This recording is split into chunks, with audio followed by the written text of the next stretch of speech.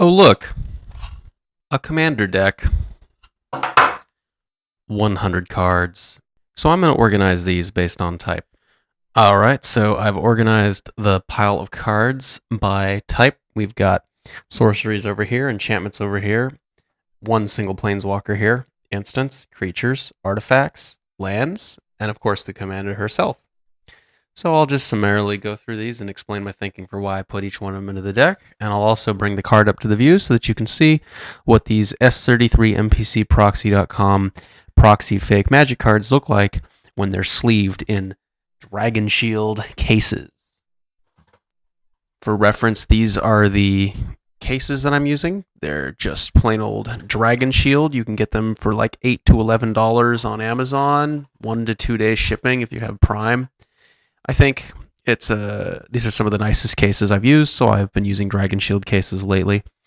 When I was poor and didn't have a job and was like 8 years old, or whenever I started playing Magic, of course I used the penny sleeves, but now that I'm not 8 years old, I can afford more than penny sleeves, so Dragon Shield, those are pretty nice for your cards. They've got this nice shimmering effect on the back. It feels pretty good. It shuffles really nicely. That's my favorite about these card sleeves. So anyway, today we're going to be talking about my Gisa the Ghoulcaller deck. I made this deck from scratch using scryfall.com. I did browse a few forum posts to get some ideas, but for the most part, this is pretty much completely custom. Like, I made this deck from scratch. So all of the synergies are things that I pulled from, again, Scryfall searching, edhrec.com, a forum post here or there. All right, so what is it? So it's a mono black zombie tribal deck. The commander costs 5 mana. That's pretty expensive. Yikes. And the effect is tap, sacrifice another creature. You can put that many 2/2 zombies into play, where X is the sacrificed creature's power. And she's got 3 power and 4 toughness for herself. All right, so pretty much the idea behind this deck is that we're going to be putting zombies into play and sacrificing them to make more zombies and beefing them up so that they've got more than 2 power and swinging for the win. We want to overrun our opponents in an unrelenting horde of undead zombies. We want to run them over with zombie token tribal. No infinite combos. I specifically left out multiple infinite combos because I don't really think they're fun. My group doesn't really think they're fun. They're banned in our play group. So this is a deck that I made from scratch for my play group, designed to fit into the play group. All right, so again, the commander, you can sacrifice a creature and get a bunch of zombies. Later, you can sacrifice those zombies to make even more zombies if you're, even if you sacrifice a 2/2, you're going to get 2 zombies out of 1 zombie, but that's not a very good trade for your whole turn in a commander game. You're going to want to be getting more than just 2 zombies out of a sacrifice. But as we'll be seeing, there's plenty of cards in this deck that beef up those 2/2 zombies. All right, so let's get on with it. Let's start covering. Let's cover the piles. Why don't we go with the largest pile first? So the creatures. The creatures really define the deck. At least this one. There's 28 creatures in this deck. So, okay, Gravecrawler. I also ordered all of the cards by mana cost, so we're going to be seeing the cheapest creatures from each category first. So here's Gravecrawler. This card is basically the MVP card of the deck. A lot of other cards in the deck let you tutor for creatures and either get them into your hand or put them into the graveyard. So Gravecrawler is the number 1 card that you want to get into play every game. So this is a bit of a combo deck. You want to get Gravecrawler out ASAP because you can play him from your graveyard for just a single black mana. Very cheap. So I went with alternate art here. This is not real Wizards of the Coast art. This is some random custom art I found on NPC Proxies, or rather on NPCautofill.com. So yeah, he's a 2/1 that you can cast for 1 mana, and you can cast him from your graveyard, so you can sacrifice him, cast him again for 1, sacrifice him, and because he's a zombie, if he gets beefed up by your own tribal cards like Coat of Arms or Undead Lord or whatever, then you're essentially going to be playing a creature with 4 or 5 or even more toughness for a single black mana, so it's pretty efficient. Without getting into infinite combo territory, it's pretty efficient. Okay, so next we have Crypt Breaker. This one is just a draw cards card for 1. I want to keep the mana curve low. I think this deck's mana curve is below 3, so one way you do that is by having cards that cost just 1 mana. So this is a card that's a zombie. It's 1 mana, and it lets me draw, which Drawing is important because if I want to attack my opponent with a horde of unrelenting undead zombies, I'm going to need to draw a lot of zombies. So this one lets me draw some zombies. That's pretty nice. Also, I guess you could discard a card to create a 2/2 black zombie. Maybe you want to discard an expensive zombie and then cheat it into play with a recursion effect. That could happen, but for the most part, you're going to be tapping to revive with this card. Undead Augur. So we're getting into the 2-mana territory now. Whenever a zombie dies, you draw a card and you lose 1 life. So the losing 1 life part sucks, but because this card is only 2 mana, you can get it into play before your commander, and you can potentially draw some cards. It can help you not get mana screwed. As long as you don't kill yourself with the losing 1 life effect, it's pretty good, because you're going to be sacrificing zombies to Gisa's effect. You're going to be sacrificing zombies to other effects. Your zombies might die from board wipes, so this gives you a good way to let a creature tribal deck recover from board wipes and just have more card draw in black. Because it's black, it costs you life. That part sucks. Relentless Dead. So it's another zombie that lets you bring your zombies back from the graveyard. You want to have multiple options. I think this is probably one of the worst options, but if it's a long-running Commander game, you might have a ton of mana. As we'll see later, there are ways in this deck to make a ton of mana. Even though we're not a green deck, there are still ways to cheat out 10, 20 mana. So when you have that much mana, this card is just fine for cheating things back into play. Murderous Rider. I put it in the creatures, even though really it should be, I guess, in the instant zone. Since, well, I don't actually know if this, if you're searching through your library, would this count as a creature or an instant? I am not quite sure about the rulings on that. But in any case, it's a 3-mana kill spell, and it also is a 2/3. More importantly, though, one of the main reasons why I put this card into this deck is because the 2/3 has lifelink. Lifelink. So there aren't very many ways to gain life in this deck. There aren't very many ways to gain life in most of my decks. This is one of the ways to gain life in case you're in a hole. You can tutor for this guy and start swinging with lifelink. Hopefully leave you in the game long enough to pull out a win. Midnight Reaper. So just like the Undead Augur, it's whenever your creatures die, you draw a card. Although this one says non-token. So Undead Augur did not say on non-token. So technically speaking, Undead Augur is probably better than this card. So here's another draw effect in mono black. All right, here's our tribal. We're going to boost our zombies. We don't want them to be measly 2/2s. We want to be attacking with big, scary zombies. So this makes them 3/3s with Death Touch. Coffin Queen. Another reason why I'm using proxy services. The real cost of this card is probably a lot of dollars, but I think the total cost for this deck when I ordered it, including shipping, was $38. So 100 cards divided by 38, or 38 divided by 100, whichever way the math does. It's 100 cards divided by $38. Okay, I'm not going to do math right now. Point is, very cheap. It's dollars over cards. That's right. So 38 cards divided 100 cards divided by $38. That would give you the price per card. So it's less than 50 cents. It's around 25 to 40 cents per card. Okay, here's another tribal booster. Gives your zombies +1/+1, and you can exile cards from any graveyard to create a 2/2 zombie token. You definitely would not want to be exiling cards from your own graveyard. You want to be recurring those with recursion effects that we'll be seeing. But exiling your opponent's creature cards, yeah, get yourself some 3/3 black zombie tokens. That's good. Zombie Master. So you can give your zombies Swamp Walk, and they can regenerate. The important thing about Zombie Master is giving your zombies Swamp Walk. So this deck runs a few cards that let you tutor lands, and you can tutor Urborg Tomb of Yawgmoth, which makes every land in play a swamp in addition to its other types.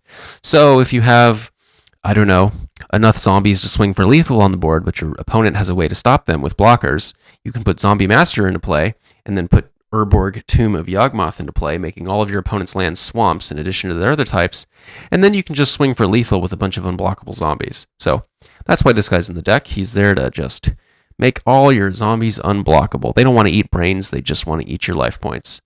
Lord of the Accursed, here's another tribal. You can give your zombies Menace. Not quite as good as Lord of the Undead, but Menace definitely makes it hard to block all those zombies, and they're going to be beefed up.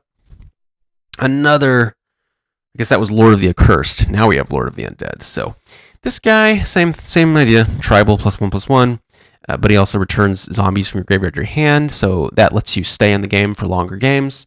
This is a black deck, so black decks tend to be a little more controlly, a little more grindy. All right, here we go. If you love aristocrats, this card is for you. Every time your zombies die, leave play, get sacrificed to Gisa's effect, whatever, your opponents lose a life and you gain a life. So a precious life source in this deck. There's not very many. This is a handy one. And additionally, you can sacrifice those nearly worthless 2/2 zombie creature tokens that Gisa makes to draw cards. And that also makes you gain a life and makes your opponent lose a life. So it's a life source and a draw source for 3. And it's one of the only non-zombie creatures in the deck. So also it's a bit of an alternate win con because you can just cheese your opponents with the life loss.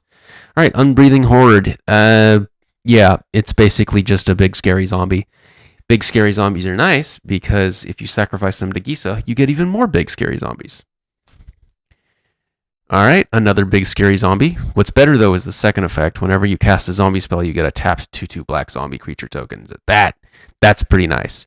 So get them into play early, and you start building up tokens, and then you can just sacrifice one of those tokens to Gisa. You don't even have to sacrifice one of your non-token zombies. You can just start sacrificing those tokens. So I often play him really early, and he's just a weenie, just to get that effect into play. Boneyard Scourge. All right, so this card is only in the deck for 2 reasons. One, I have another dragon in this deck that I cheat out. It'll be the last card we see because it's the most expensive at 7 mana. So when that card dies, this guy can go back to life. But then furthermore, it's a 4/3 for 4 that is flying. There's not very many flying cards in my deck. I need some flying cards to stop my opponent's flyers. So it's just useful to have a flying body with the zombie subtype. So that's why he's in here. He's a zombie. He's a flying zombie with decent power toughness to match the mana cost, and he has an effect that can recur him for 2 mana. Probably not going to be doing that too often, but it can happen. The combo, I did purposely put the combo into this deck.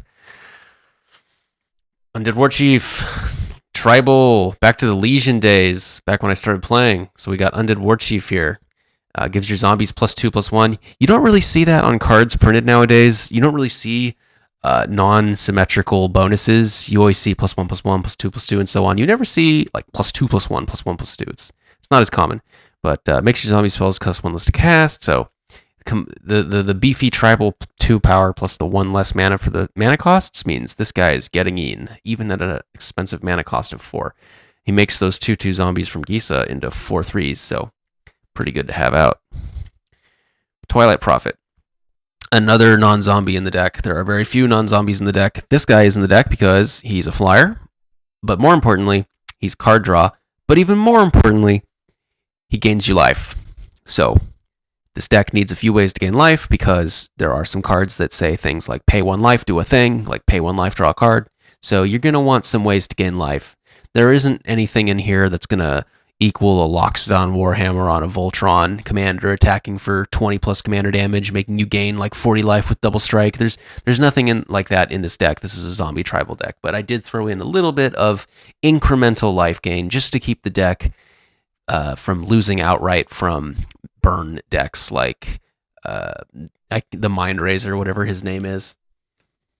Disciple of Bolus. Oh, look, another non-zombie. But for good reason. You can sacrifice one of your things to gain life and draw cards. So for 4 mana, it's pretty good. Hopefully you just sacrifice one of your crappy 2/2 zombies, which has its power boosted from all the other cards that we've seen, and you end up drawing like 4 cards and gaining 4 life or something ridiculous. Well, that's not really ridiculous, but it certainly could be ridiculous. So yeah, life gain, card draw. Risen Executioner. All right, so, I mean, this card's kind of garbage, but it's also kind of hot garbage because he has that tribal +1/+1, and then most importantly, you can cast him from your graveyard for his mana cost of just 4 if he's the only creature card in your graveyard. So essentially what you want to do is you want to tutor this guy into your graveyard with one of the tutor effects that you'll see later in this video, and then once he's in your graveyard, play him when he's the last thing you can play from your graveyard, making him potentially cost just 4 to get a 4/3 that gives all your other creatures +1/+1. So tutorable, playable from the graveyard, very zombie-esque zombie right here. Soulless One, yeah, so he's a lord from the Onslaught set. I purposely decided to go with this Onslaught printing. It's probably lower resolution than 1200 DPI. No, that is 1200 DPI, but I had to get that Onslaught symbol, the little morph symbol, because again, that's the set I started playing in. And yeah, he's good in the deck because if Gisa makes some zombies, then he's going to be big. And of course, being big by itself isn't really that good, but if you're not playing against a deck that has tons of creatures, then a big beater is useful. If your opponent has a bunch of squirrel tokens, then who cares if this guy's a 20/20? Then he's never getting through. And there's certainly nothing in the deck that gives him trample, but he gets big, sacrifice him to Gisa, and you get to go wide. And so if he's like a 10/10, then bam, now you've got 10 zombie tokens, which are going to be probably bigger than 2/2s, so that's a lot of damage. So hey, Mr. Soulless One, why don't you take some souls from me? Sidsi Undead Vizier, Sidsi Undead Visor. Yeah, it's the Undead Sudsoaks Visor. The soapy Sudsoaks, I can't. Alright, so he's expensive, super expensive. I usually don't like to put many cards in any EDH deck I make lately that are more than 4 mana. I think this is just too expensive, but it's pretty damn good because it's a zombie. This is a zombie tribal deck, so okay, checks that box, obviously. And he is a tutor. He's a zombie tutor. So this card, because he's a zombie, because he's a creature in a black zombie deck, I can recur this card from the graveyard and play it over and over and over and over again from the graveyard with cards that bring cards back from the graveyard. And every time I do that, I get a tutor effect, and I can tutor out whatever I need because it's tutor effects. So, yeah, tutor on a stick can be recurred because it's a zombie. That's why he's in the deck. God Eternal Bantu. All right, so it's another zombie. He's got 5 power, which is pretty nice. You might want to just make him the first sacrifice to Gisa to really get the ball rolling, especially because when he dies, he just goes back into your library. I think the text on this printing is a little off. It's a little thin looking, but yeah, from what I've seen so far, once these cards are sleeved, they look totally fine to me.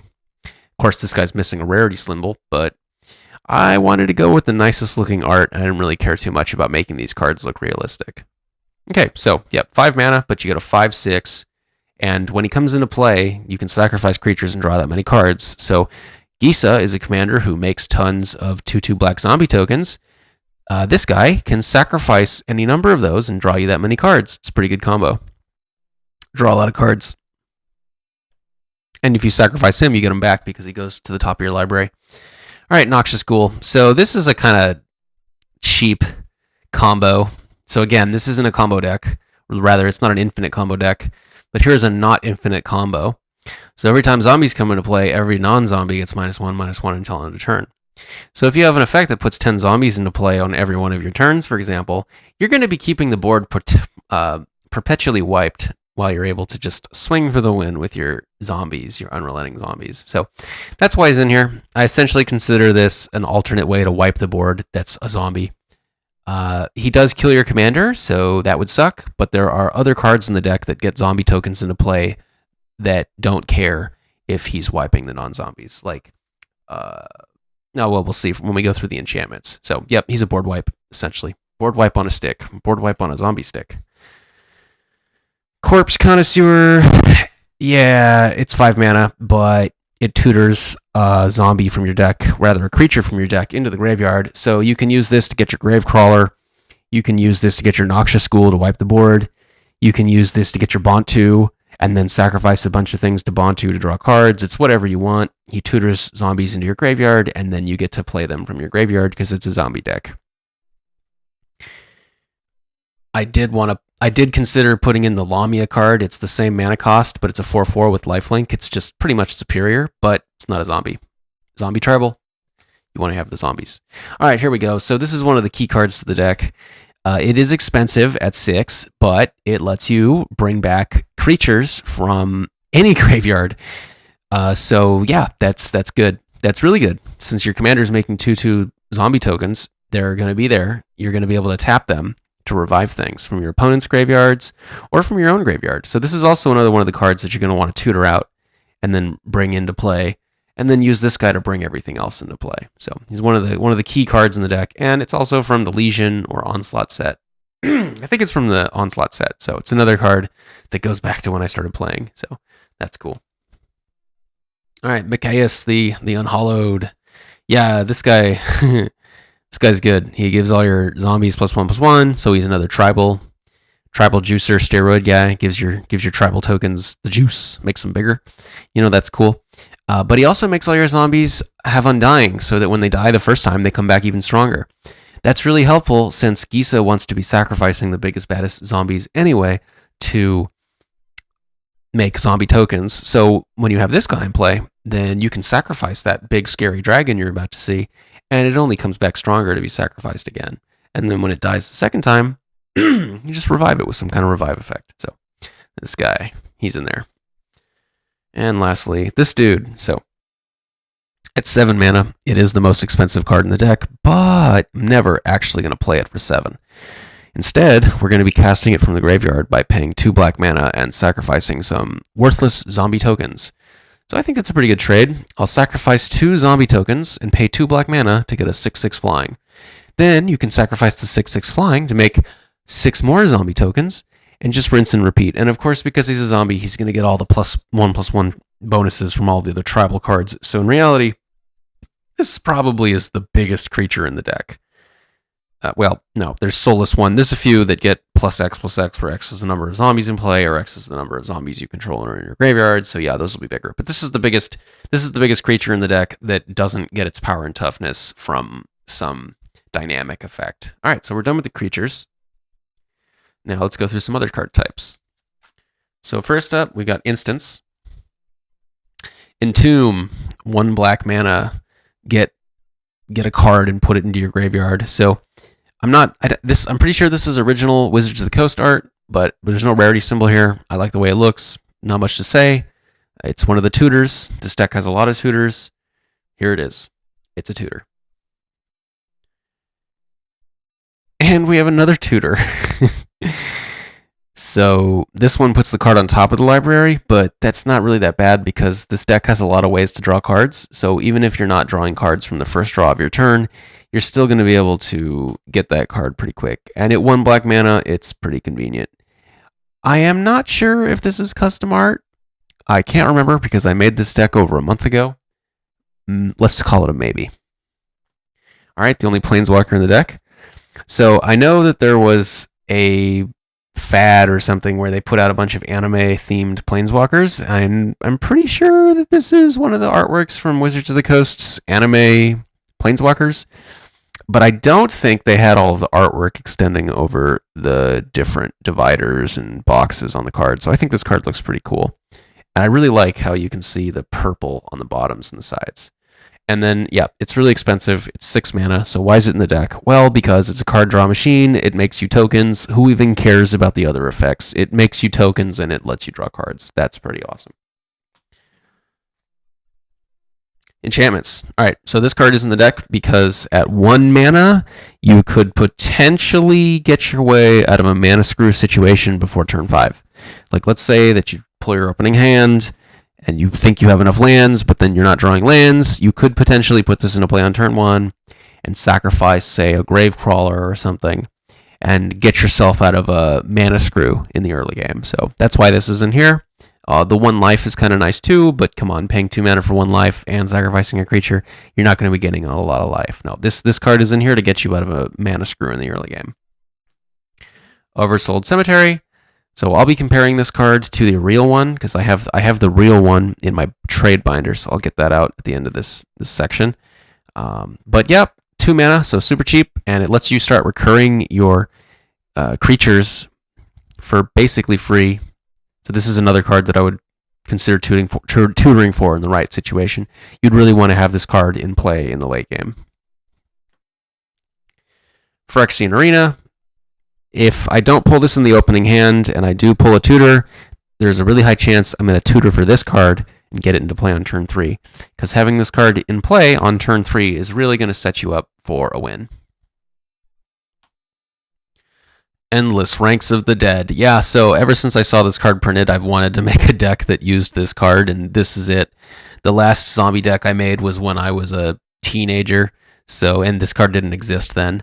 So here we go. This is my zombie tribal deck that can run Endless Ranks of the Dead. So I guess even if I don't win the game, if I get Endless Ranks of the Dead into play and manage to grow a sizable army, in my own heart, I know that I have truly won. Next up, we have the sorceries. So, okay. It's like Sign in Blood, but just straight up better. That's why it's way more expensive on the internet. But if you go with fake proxy cards, that's not the case. So it's a good way to draw cards in the early game before you really have your engines going. You're going to want some burst draw, I would call it. Instead of Phyrexian Arena, where it's like a steady, consistent draw, this is more like a burst draw effect. So it's basically in the deck to keep you from getting mana screwed in the early game. I put a lot of thought into keeping the player from getting mana screwed in the early game. Diabolic Intent. It's another tutor. Oh my goodness. But it has custom artwork. I really like that custom artwork with the blue stained glass patterning. So it's another tutor. It's cheap tutor. Makes you sacrifice a creature. Gisa makes creatures for free. It's part of the commander deck theme, so, fits in. Demonic Tutor. It's another tutor.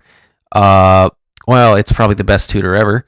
And I went with the creepy little girl art. I actually don't like this art, but I already picked my favorite art and put that one in my Damia Sage of Stone commander deck. So I thought every time that I order a deck with a demonic tutor, I'm going to get a different artwork. And this time I went with the possessed demonic creepy doll artwork. So there we go. It's demonic tutor. Sign in Blood. All right. This is the cheaper, not as good version of the other card we saw a minute ago. Pay 2 life, draw 2 cards, 2 black mana. Helps you not get mana screwed in the early game, because no one likes getting mana screwed. And if you build your deck correctly, there is a much lower chance of getting mana screwed. All right, here is another tutor. So depending on how you count mana, this could cost up to 6, but realistically, this would cost 3 every time I would play it. So it's a tutor. It lets you get a card with a mana cost. You can read the rules, but it's another tutor. This deck is black. We're in mono black, so of course we're going to be playing a lot of tutors. Buried Alive. It's another tutor. Wow, how many tutors do we have? This one lets you get 3 cards, and they go into your graveyard. So this is probably one of the best cards you could draw in the early game. Better than all of the other tutors that we've seen so far. Because this card would let you tutor your Gravecrawler, your Risen Executioner, your Scourge of Telnoth, your Telnoth Scourge, or whatever it's called. There's 2 different black dragons with Telnoth in the name, the 7 mana one and the 4 mana one. Anyway, this lets you tutor those cards, and then you can just immediately play them from your graveyard because they say that you can play them from your graveyard. And let's say it's mid or late game, and you already have that engine set up. Well, you can just tutor other things and just resurrect them with the power of zombies, because it's a zombie deck and it revives things. So, yep, probably the best tutor in the deck. At a converted mana cost of 3, it's pretty cheap, too. Another tutor. Let's not even look at it. The artwork's kind of cool. Read the bones. All right, so it's like Sign in Blood, and that other card, it costs 3. It's another card that is in the deck to keep you from getting mana screwed. Let's say it's turn 3 and you don't have any mana left in your hand. Maybe it's even turn 4 and you think you're going to miss your land drop. So scry 2, draw 2. There's probably going to be a land in those next 4 cards. So another card in the deck designed to stop you from getting mana screwed and help you hit your land drops. Damnation. Yeah, it's a Wrath of God in black. Of course it exists. Of course I had to put it in here. I don't know what else there is to say. I think the art looks badass. I'm pretty sure this is custom art. I don't think Wizards of the Coast ever actually printed a card that has the rules text outside of the box like that. So definitely took the opportunity to use these fake proxy cards from NPC Autofill and NPC Proxies and the NPC Reddit. Definitely took this chance to use that to the full extent. And another tutor card. We are just on a tutor combo right now. Tutor, tutor, tutor. Nothing but tutors. So this one is super expensive at 5. I almost took it out because it's so dang expensive. I don't really want expensive mana cards in this deck. Also, you can't play it on the same turn that you play your commander because they're both fighting for the 5 mana slot. But it's the only sorcery that costs 5. I don't have that many expensive cards. So gets a card from your... gets 2 cards from your deck, puts 1 into your graveyard and 1 into your hand. Well, because of what you've seen so far, of course that card that goes into the graveyard is going to be Gravecrawler every time. But if you already have Gravecrawler, then it'll be something else like Risen Executioner or the 7 mana dragon that lets you sacrifice 2 creatures to get them into play.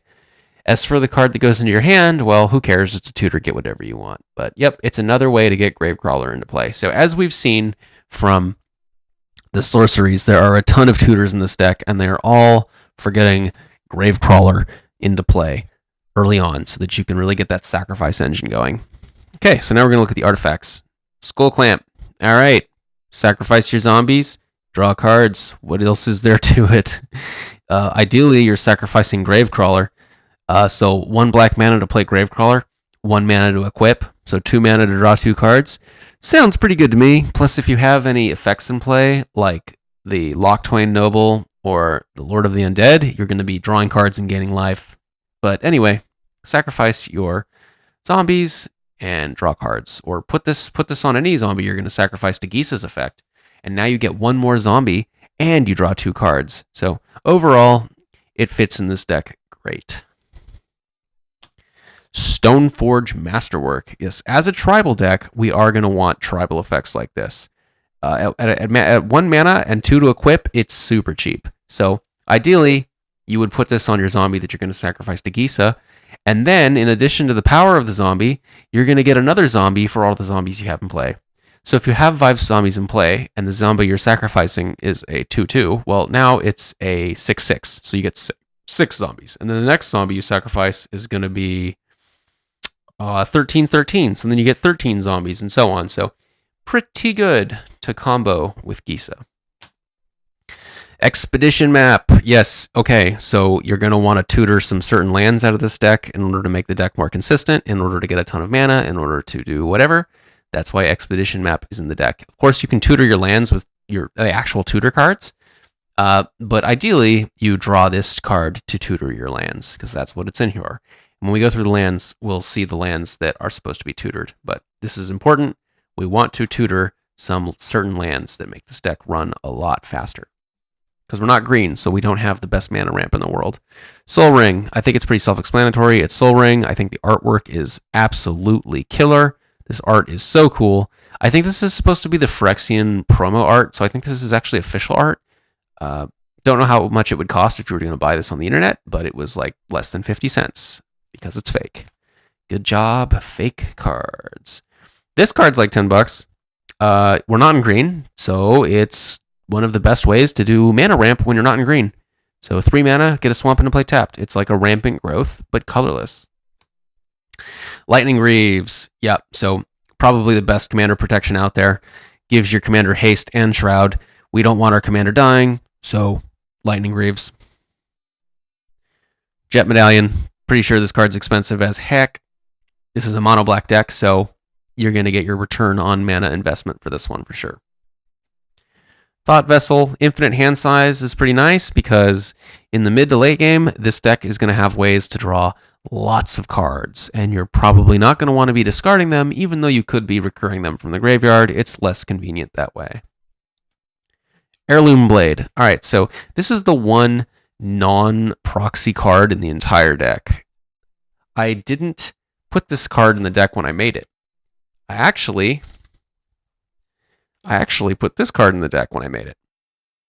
So this card seems like it's pretty good in the deck. You get a germ token that gets +1/+1 for all your swamps. You can sacrifice that germ to Gisa.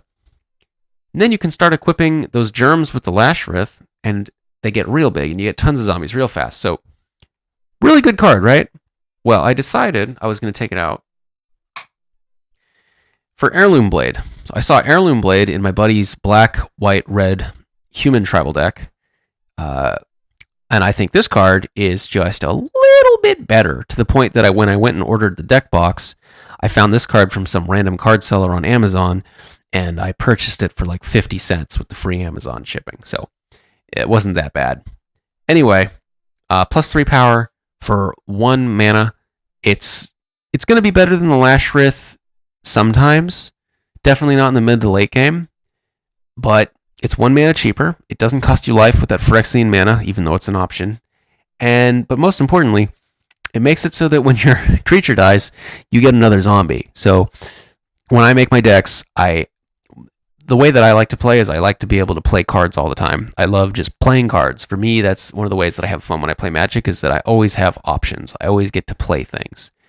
And so this card makes it so that whenever I sacrifice a zombie to Gisa, now I get 3 more zombies, but furthermore, I get to start going off the top of my deck, pulling out an actual zombie card. And then even if I didn't have anything in my hand for that turn, now I can at least play that zombie. Who knows what it's going to be, but it's a zombie tribal deck. The goal is to get lots of zombies into play and then attack for the win with undead claws and teeth. This helps you get more zombies faster. So that's why this card is in the deck. The one card that is not a proxy. Heraldic Banner.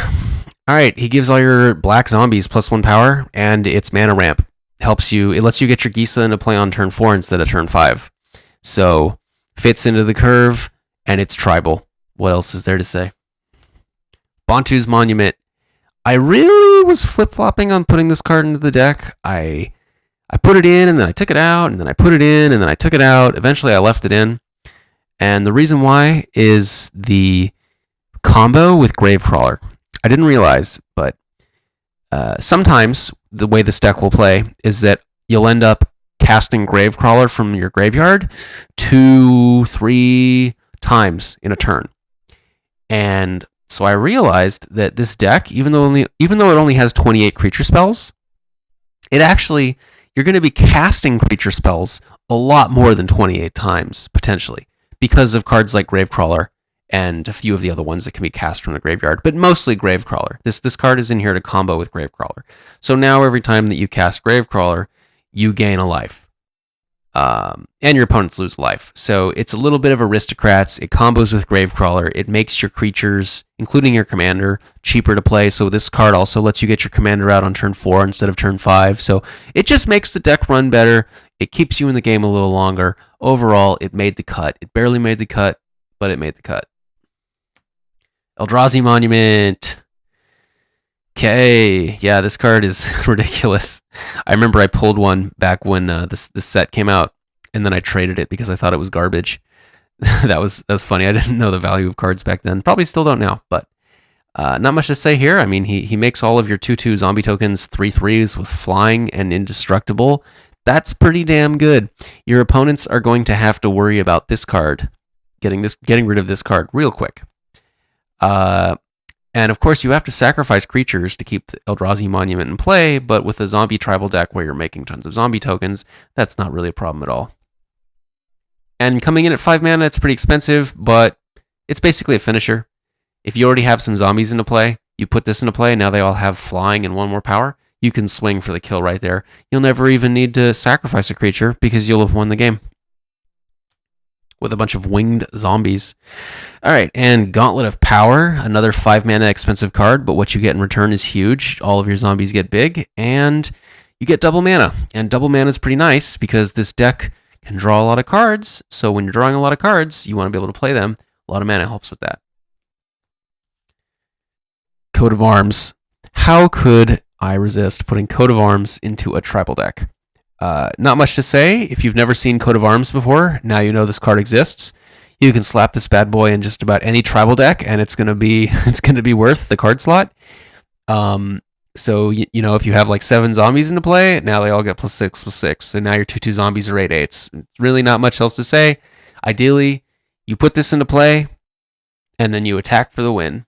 But even if you're not attacking for the win, now you can be sacrificing your 2/2 zombies, and they're going to be way bigger than 2/2. So the zombies that you're going to be making with Gisa are going to grow at, I don't know if it's exponential. Let's say you have 5 zombies, so it's a 7/7. You sacrifice, no, it's a 6/6. So you get 6 zombies. Now you have 11 zombies. So you're, instead of a 6/6, it's a 12/12. So now you get 12 zombies. So it's doubling every time. So I think that actually is exponential. So this card lets your zombies grow at an exponential rate for any of the card effects that give you zombies equal to the number of zombies you control. So pretty good card in a tribal deck. All right, and that's it. The last thing to go through is the lands. Not really much to consider here, but as I flip through these, there are going to be some that have a special place. So Reliquary Tower. Yep, this is definitely some kind of custom art. And yep, in a deck that can draw a lot of cards, sometimes you want Reliquary Tower. So if you've already got enough mana, this might be the land that you want to tutor for. I think I went with different art for all of the swamps, so we'll be seeing those as we go through. Witch's Cottage. Yeah, this card is probably trash, but it counts as a swamp, which is important for some cards that say some cards that care about swamps, and it can potentially revive a creature. So, it's a black recursion deck. It fits. Phyrexian Tower. I really was debating cutting this for just another normal swamp because there's a lot of cards that I'm going to tutor for. There's some lands that I'm going to want to tutor for, and those lands care about swamps, and this isn't a swamp. But in case I don't have those lands in play, then this is better because I can sacrifice a Gravecrawler to potentially get that last 1 mana that I need to, cast Gisa a turn earlier or something. So it's in the deck. Definitely could be cut, but it's in there. Okay, we got some more swamps. Snow-covered swamp, because why not? I don't think there's no card in the deck that actually cares about snow-covered swamps, but they're basic lands, so it doesn't matter. Myriad Landscape. It's mana ramp in a non-green deck. It lets you get 2, so if you're getting mana screwed, this is a way to not get mana screwed.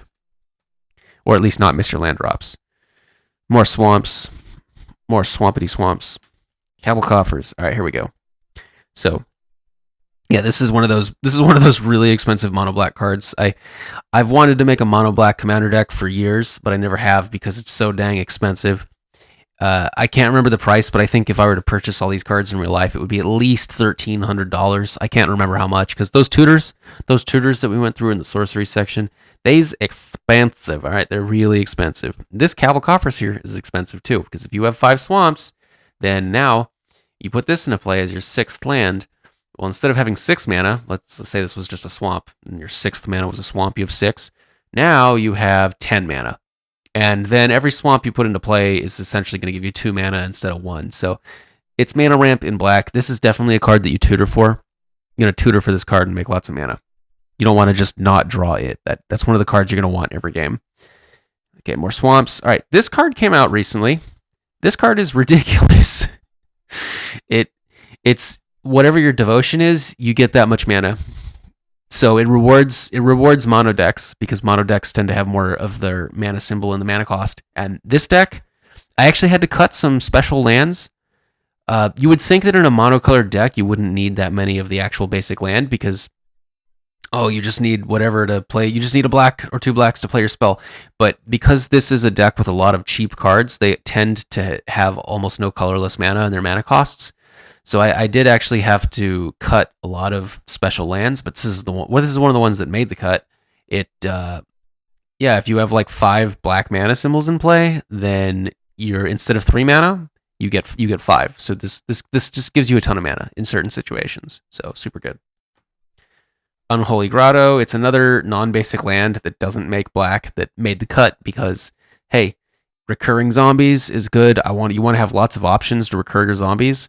That's one of the themes of this deck. So if we're not recurring zombies, then we're just not doing the deck justice. So it's another way to recur your zombies. Okay, we got some more swamps. All right, here we go. This is definitely custom art. Temple of the False God. Yeah, maybe should not be in the deck because black mana is just that important in this deck. But 2 mana on turn 5, getting to 6 mana instead of 5 on turn 5 is pretty nice. If you have a Lightning Greaves in play, for example, on turn 5 you can put Gisa into play, give her haste, and then tap to use her effect. So this card can definitely accelerate the game. More swamps. More swamps. All right, here's one of the best swamps, or rather lands in the deck. If you already have your Cabal Coffers in play, then you're going to want to get Urborg, because then it's going to make your Cabal Coffers count itself as a swamp and all of your other non-basic lands. Additionally, this is the card that combos with Zombie Master to make all of your zombies unblockable. So if you already have one of the combo lands in play that cares about the number of swamps you have, then this is the next land you want to get.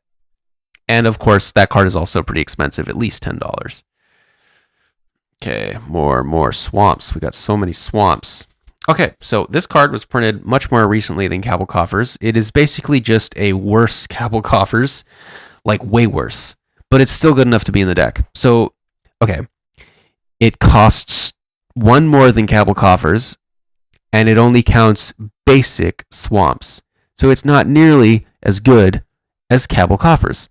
But in a mid to late game, this will still be worth its card slot. And furthermore, because the effect is more expensive and because it only costs basic, I guess Wizards decided that in order to make it balanced, it could also just tap for one colorless. So even though it doesn't make black mana, which is super important to this deck really cares about black mana, not colorless mana. It really needs a lot of black mana.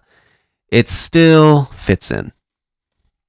Okay, this card is not the way that it looks when it's printed from Wizards of the Coast. Wizards of the Coast, they printed these flip cards, and this is a flip card. But because I don't want to be pulling my proxies out, I mean, if I pull the proxy out, this is what you get. That's not, no one wants to see that. Well, it does look pretty pretty, but no. No, to avoid having to do that, I decided to order this custom art where both of the sides of the card are on the front. But the front face, actually, I don't know which face is the front. I guess I'll have to look it up. Because when you're searching through a deck, if you're searching through a deck for a land card, I'm not actually sure if the front of this card is a land card. I think the front of the card is Hecatom's Awakening, and the back of the card is the land. Yep. So, yep. If it's a late game and you get to actually pull this effect off, it's pretty good. So even though the deck on my website that I use to manage my decks says that it only has like 38 or 39 lands or whatever, this is actually not being counted, and this is a land. All right, and that's it. That's the whole Commander deck with the thought process behind all of the cards. The mana curve is below 3, so the deck does tend to be pretty consistent, especially with all of those tutor effects. The deck is very consistent. You will be making a zombie army by turn 7 if you don't get screwed up by your opponent.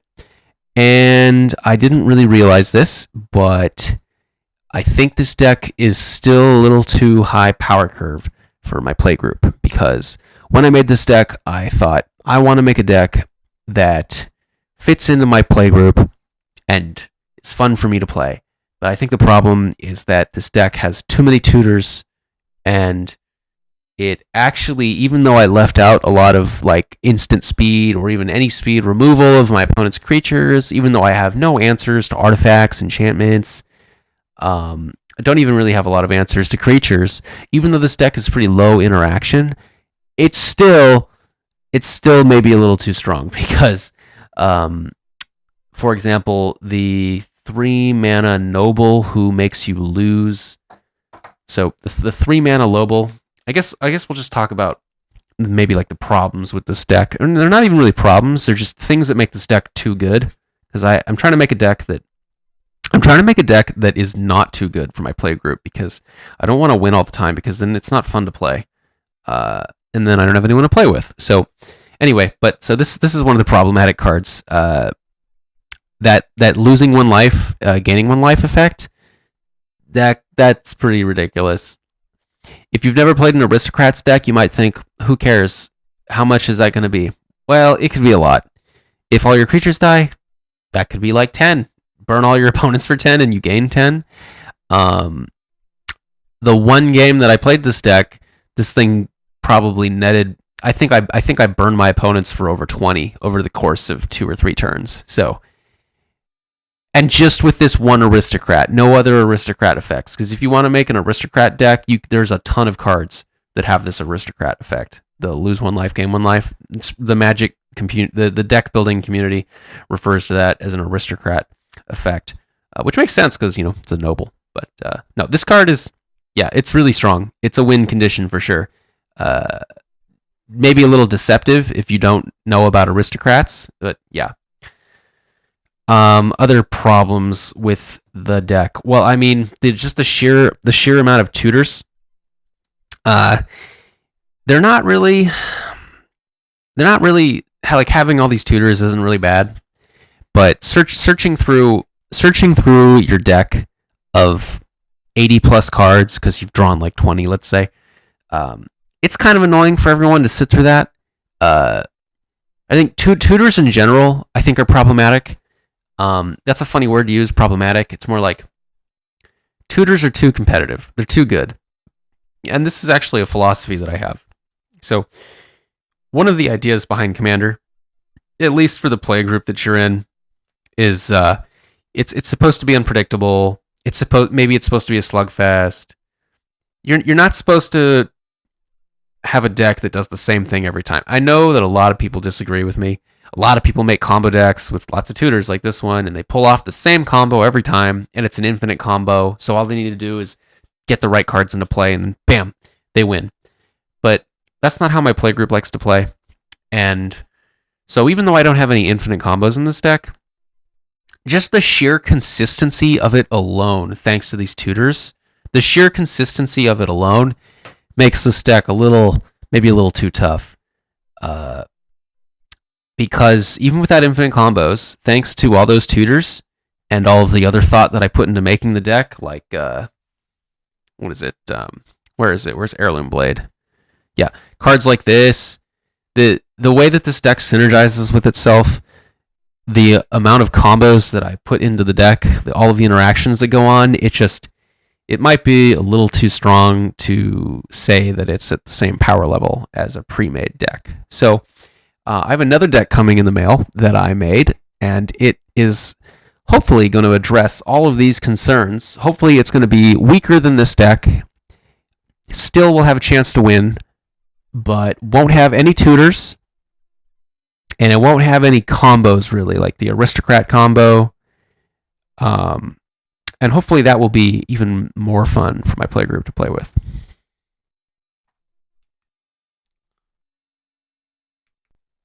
I've been asked a lot to compare some of these proxy cards to real cards. So I took out my Marin of Clan Nel Toth deck, which has 100% real cards. I think I spent $150, $160 ordering all of these real cards from, I think it was cardkingdom.net or cardkingdom.com. Not quite sure. And they have excellent customer service, by the way. Cardkingdom.com, I think. I called them up the day after I made my order, and I said, hey, I really want to get this other card. Can I please have it added to my order if it hasn't shipped out yet? And they said, yep, sure thing. Just pay and we'll do it. So that was super cool of them.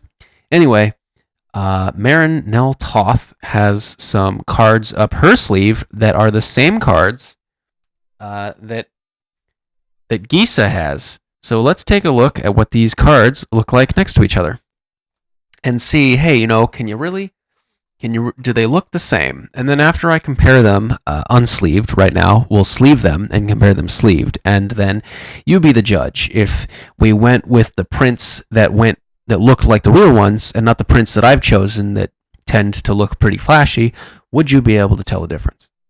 Okay, so first we have Oversold Symmetry. On the left is always going to be the fake card, and on the right is going to be the real card. So, dang it, it looks like I went with totally different printings here. So you're not gonna be able to. I mean, they obviously look different, but so here's a real Oversold Symmetry. We've got the magic card on the back. So this one's the real one. It's pretty. I think this is like a $10 card. It was in my trade binder, so that was cool. I threw it into my Marin. I think the Marin deck would have been over $200 if I hadn't actually looked through my trade binder and found old cards from back when I actually still bought booster packs.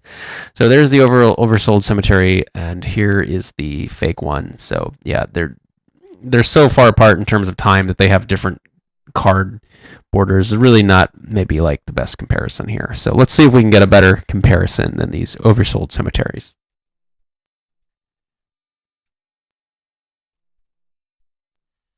Okay, here's another one. So, Buried Alive. So on the right is the real Buried Alive. And on the left is my fake Buried Alive. So as we can see, they look vastly different. So it looks like I went for some art that has the expanded picture, and it doesn't have the rarity logo or whatever set icon. So they look pretty different. But again, if you go to the website, you can choose card prints that look just like this, or whatever. You can choose prints that look real and have real set symbols. But again, I purposely didn't want to do that because I don't want to be inauthentic. I want everyone to know that I'm playing with fake cards.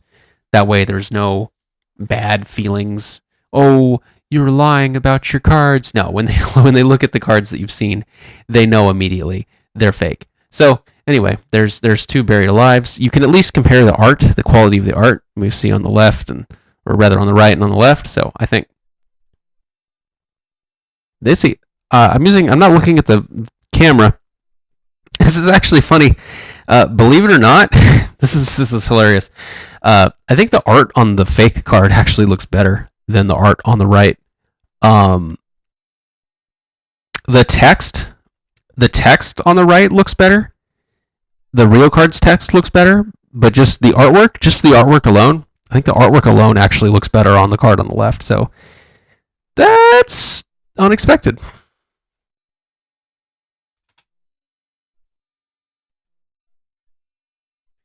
Okay, now we've got fake Knight's Whisper on the left and real Knight's Whisper on the right. It's a better Sign in Blood, like just straight up better. Well, I guess you can't make your opponent lose 2 life, so technically it's not the same card. But we can see that the art on the left, I went with the expanded art, and this is the real looking card, so obviously the art's not expanded. When you go to npcautofil.com, most cards are going to have expanded art like this. You can still pick a card that looks like a real one, but it might not be 1200 DPI. A lot of the real looking ones are only going to be 400 DPI. If you want 1200 DPI, you're going to have to go with the expanded art, is what it's going to be a lot of the time. Okay, and lastly, we have Sign in Blood. So, real one on the right, fake one on the left, no rarity symbol. I think it's pretty clear to see. It looks like they expanded the artwork on the one on the left a lot. You can't actually see the edges of the pages of the book in the fake one on the left. And they've really zoomed in on the hand. Again, with all of these, the artwork, I think the artwork on the fake cards actually looks better in every one of these fakes. But the text, everything besides the artwork, looks a little bit better in the cards on the right. And I'm going to sleeve these up and compare them again. All right, so I said I was going to compare the cards when they were sleeved, but there wouldn't really be a point because none of them looked the same. This is, I think, maybe the closest I can come. So the real skull clamp is on the right, and the fake skull clamp is on the left. That little feather icon right there, that is, I think, the proxycommander.com's just symbol that they put on their cards. So if you have used the service before, you would look at that symbol and immediately say, like, oh, it's a proxycommander.com card. It looks like there's some text missing here that's on the real card there saying copyright 2017 Wizards of the Coast. Well, it's a good thing the fake card doesn't say anything about copyright. Actually, it says 2019 custom proxy not for sale, so that's good. But apart from these details, what do you think? What do you think? Do they look similar? I'm looking at them right now, and I can tell a little bit of a difference. So this box area here, if we look at the card on the right and the card on the left, so the real card has this kind of patterned effect. There's like some, I don't know, wiped out scratching look to it to make it look like a metallic artifact, I guess. The one on the left, it actually has it too, but it doesn't look nearly as good. I can see it, but it doesn't even look close. Like, you really have to focus on the one on the left to see, whereas the one on the right, you can pretty clearly see when you pull it up to your face and stare at it. You can see the difference there. And then furthermore, on this card here, you can see some shading. There's a little bit of shading there. Can't really see it here. So that's another really, really subtle thing that I notice when I look really closely.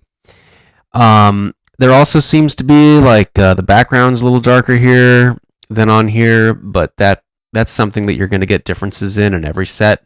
So that actually might not be a thing to make a fair comparison for. I think the color of the mana symbols is different. Again, that's not necessarily something that's the same.